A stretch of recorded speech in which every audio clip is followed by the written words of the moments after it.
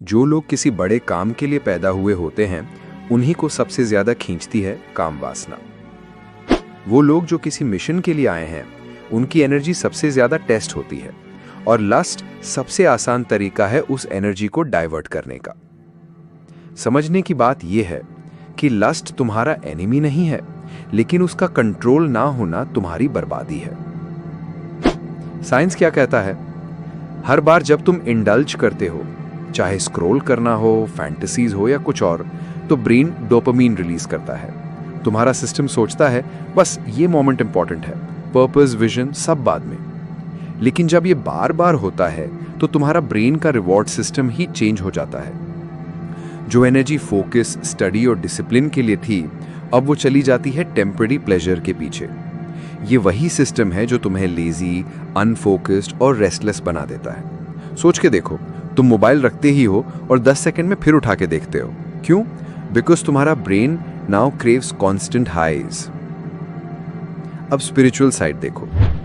भगवद गीता के चैप्टर 3 श्लोका 36 में अर्जुना एक बेसिक ह्यूमन क्वेश्चन पूछता है कि हे कृष्णा, ऐसा क्या है जो एक इंसान से उसके अगेंस्ट काम करवाता है, जैसे वो जानता है ये गलत है फिर भी करता है? कृष्णा का जवाब सिंपल और शॉकिंग है। काम एष क्रोध एष रजोगुण समुद्भवः। ये काम यानी लस्ट ही है जो इंसान का बिगेस्ट दुश्मन है, क्योंकि लस्ट जब फेल होती है वो बदल जाता है एंगर में। लस्ट और क्रोध दोनों सेम रूट से आते हैं, राजसिक डिजायर से। सो सोच के देखो, तुम एक peaceful, focused, purpose driven life चाहते हो, लेकिन एक इनविजिबल फोर्स बार बार तुम्हें डिस्ट्रैक्ट करती है। वो फोर्स का नाम है काम। इसलिए कृष्ण कहते हैं, आत्मा ही अपना मित्र है और आत्मा ही अपना शत्रु। तो अब क्या करें? सिंपल चीजें करो, अनरियलिस्टिक ज्ञान नहीं, रियल स्टेप्स। सबसे पहले एक्सेप्ट करो कि ये टेम्पटेशन सबको होता है, तू अकेला नहीं है। अपनी एनर्जी का रुख बदलना सीखो। जब अर्ज आए सीधा फोन उठा के स्क्रॉल मत कर, उठ, वॉक कर, कुछ लिख या थोड़ा सा काम पकड़ ले। एक्शन से अटेंशन शिफ्ट होती है। गिल्ट से नहीं, क्लैरिटी से निकलना सीख। हर बार स्लिप कर गया तो खुद को गाली देने का कोई सेंस नहीं है। बस याद दिला, मैं किस लिए आया हूं, प्लेजर के लिए या पर्पस के लिए।